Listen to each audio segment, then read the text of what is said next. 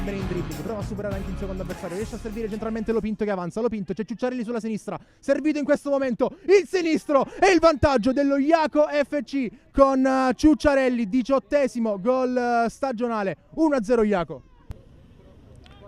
Attenzione perché la punizione è stata già battuta, il destro, sfida che si sta accendendo nei minuti finali di questo primo tempo.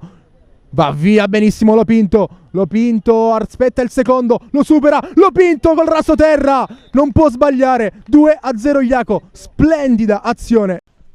Tornati per gli ultimi minuti di questa gara tra Torino e Jaco, Torino ancora in avanti con la possibilità nel di rigore, pallone per Iliano, doppia respinta e poi un rimpallo e si salva ancora. Giunta al suo giorno conclusivo la grande festa allo Stadio delle Tre Fontane, Torino ancora in avanti col diagonale che fa la barba al palo. Non è riuscita a riaprire in queste ultime due occasioni il match. Attenzione adesso in area di rigore.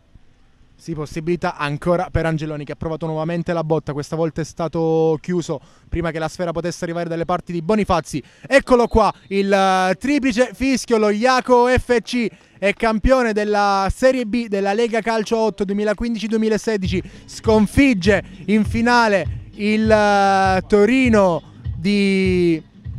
Sì, siamo con l'allenatore Formiconi e Lo Russo. Coach, una partita giocata alla perfezione, soprattutto i primi 25 minuti. Come avete gestito il primo tempo e quali sono le armi in più che avete rispetto agli avversari? Un mister che ci segue dall'inizio fino alla fine e questa è la nostra forza, un gruppo di ragazzi uniti, di amici prima di tutto, che amano questo sport e lo fanno e lo seguono bene grazie al nostro mister.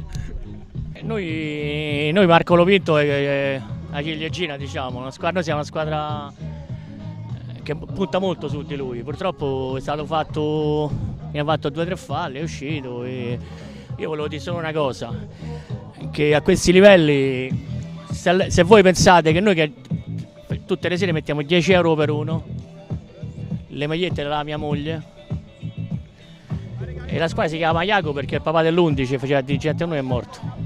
Niente, sono molto contento per i ragazzi, se la sono sudata tutto l'anno e ce la siamo sudata tutto l'anno. Niente, questo oggi è stato l'apice, proprio la vittoria conclusiva. Sono contento, questa vittoria ovviamente va per mio papà, ringrazio a tutta quanta la squadra che mi è stata vicino e niente, al mister che non perde un colpo.